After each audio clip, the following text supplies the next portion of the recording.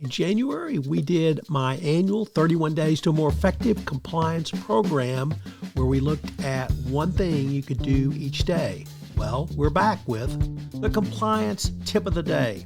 This is the podcast where we bring you daily insights and practical advice on navigating the ever-evolving landscape of compliance requirements. Whether you're a seasoned compliance professional or just starting your journey, my aim in this podcast is to provide you with a bite-sized, actionable tip to help you stay on top of your compliance game. In the chaotic world of 2025 and beyond, compliance will become even more important, and you staying on top of your game will help your company move forward. Today on the Compliance Tip of the Day, I want to go over some compliance training program design objectives that you can use to enhance your overall compliance training. So what design objectives should you have? Number one, align your compliance training to your top compliance risks. It is critical that you design your program to address directly the risks your company faces. Two, professionally designed. More and more training experience of the workforce is to expect professional quality training. Compliance training will not be taken seriously if the quality is substandard. Three, applicable to adult learners. There's a lot of debate about adult learning theory and strategies to make the demographics. You must guard against talking down to employees or treating them like children. Four, standardization. These are some of the things that can irritate learners. One of the things is a lack of standards between course offerings. If all your courses have a standard look and feel, similar learning exercises and similar knowledge checks, the vast majority of employees will spend the time learning rather than trying to figure out how to move through the course. Five, strategic planning.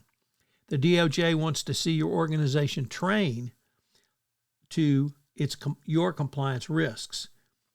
Have you provided tailored training for high-risk and control employees, including training that addresses risks in their areas? What about supervisors receiving specialized training? Six, engaging. The DOJ has, for the first time in 2024, emphasized compliance training, which would hold the audience's attention. Courses need to be relevant to the audience's situation. You want to make the learner think. Seven, frequently update. One thing you should not have is the exact same course over and over again.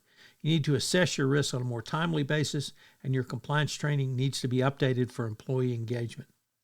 Nothing screams check the box more than requiring the identical same course over year and year over.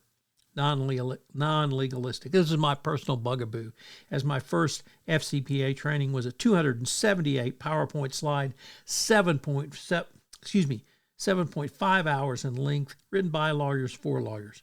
The bottom line is that if you tailor your compliance to your audience, not your audience to your compliance training. 9, eliminate redundancy. When you require multiple courses in the same year, there's bound to be redundancy. Your overall goal is to cover topics accurately or adequately while minimizing seat time to respect the employee's time. Finally, flexibility. Your compliance program should be designed for flexibility. Think of the number of changes in your risks literally since the pandemic. It may be well that your organization may value other objectives. What a government has told us since the original FCPA resource guide back in 2012 is that it expects a well thought out and thorough approach. If you consider your design objectives early in the planning phase, it will not only meet this requirement, but you will also become a roadmap for your compliance program to implement easily or easier. In this new era, you have to be able to pivot to more quickly as compliance risks emerge. So what are today's 3 key takeaways? Well, they're pretty short and sweet. Number 1, what are your design objectives and are they documented? Number 2, your design objectives should be dynamic and not static. And number 3, you should use them as touch points going forward. Remember, you don't implement a strategy and then leave it alone. You monitor its effectiveness going forward, and then you update or continuously approve as appropriate. The same is true for your compliance training design objectives.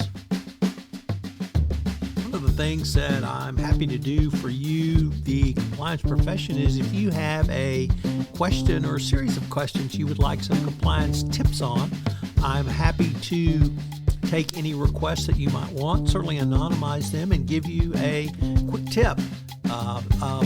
Either one quick tip or maybe a week's worth of quick tips. So if you have any tips you want about your compliance program, you can shoot me an email at tfox@tfoxlaw.com.